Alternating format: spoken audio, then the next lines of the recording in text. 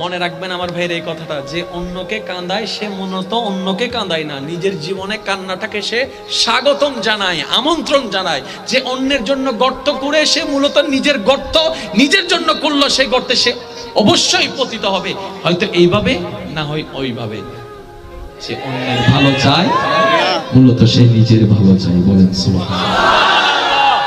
এবার শুনেন, এবার বান্দা ইতের অবস্থা দিয়ে ইতের বন্ধুজ্ঞ হতে অমলা বুঝি আই তুই যারা হুন উপায় নাই, আই তো গরি ফেলাইব থামুডো আইও কি ভাই ইমদান আইলে আল্লাহ হদম ওয়া মনোযোগ দুনো সূরা নূর আয়াত আল্লাহ হদে তোরা মান নমান আর আয়াত ফলদাইতুন পবিত্রল্লাই পবিত্র, অপবিত্রল্লাই অপবিত্র, বাটফারল্লাই বাটফার, সতল্লাই সৎ। ওয়া যুবক আবিয়াতা কল উনো এখানে উনো কারণ তুই মানো না মানো আইনিবে ফলদাইতুন জোর হনা বাজি নিজের বালা যদি চল আইনিবে তাই নইলা তৃতীয় হন অপশন নাই।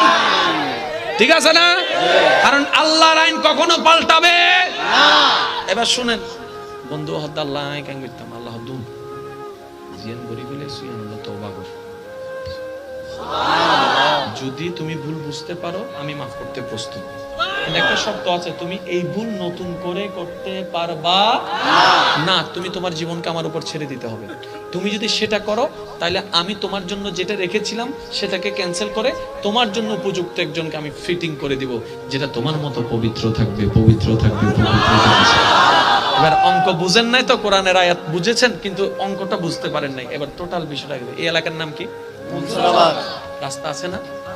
এবার আপনি এখানে মোটরসাইকেল নিয়ে বসে আছেন, একটা গলি দিয়ে একটা মেয়ে যাচ্ছে, আপনি তারে দেখা ওই শায়েরি কবিতা যখন চলে আসলে তারে শুনাই দিলেন 3-4টা, আর মনে মনে চিন্তা করলেন বাহ।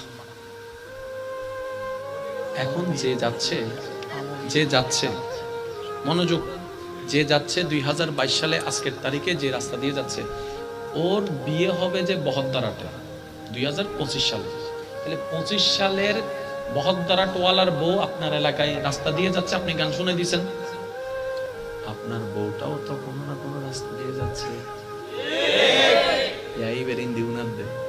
এবার যে তিতিম বুঝি না আর বউর উড়াইতে নু আল্লাহ হতে তুই অন্যের বউর উন্নয়স তোর করে ইজ্জত আই হেফাজত বুঝুন।